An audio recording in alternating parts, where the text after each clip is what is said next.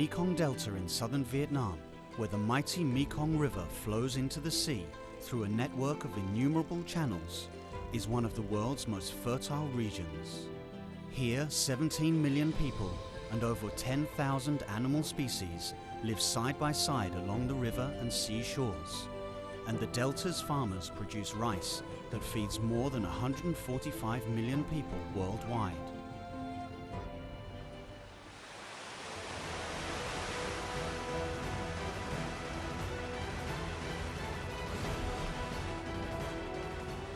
However, the Delta's very existence is under threat.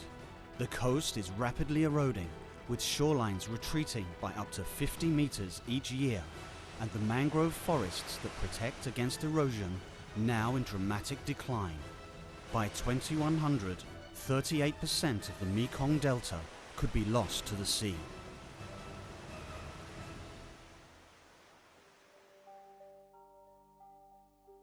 Dams constructed in upstream countries are changing the flow of the Mekong, preventing the transport of sediments, which further disrupts the coastal ecosystem.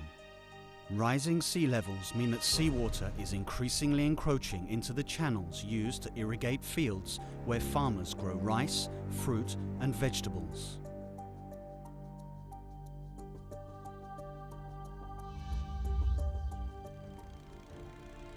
It is time to act. What is now needed is a broad-ranging initiative to make the Mekong Delta more resilient to climate change. Any initiative for developing climate resilience in the Mekong Delta needs to answer a number of questions. How can the region's growing agriculture and aquaculture enterprises be prepared for a changing climate and environment?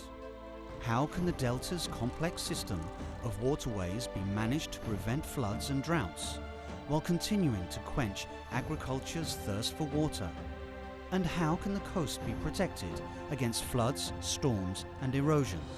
All these issues are closely interlinked and require a comprehensive response.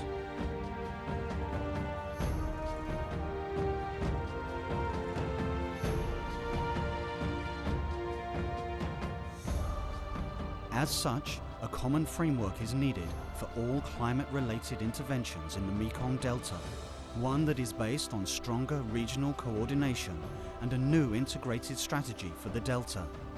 Now is the time for all actors to work together to make sure that climate change is not solely the biggest threat the Delta ever faced, but also a turning point in its transformation into one of the country's most productive and sustainable regions.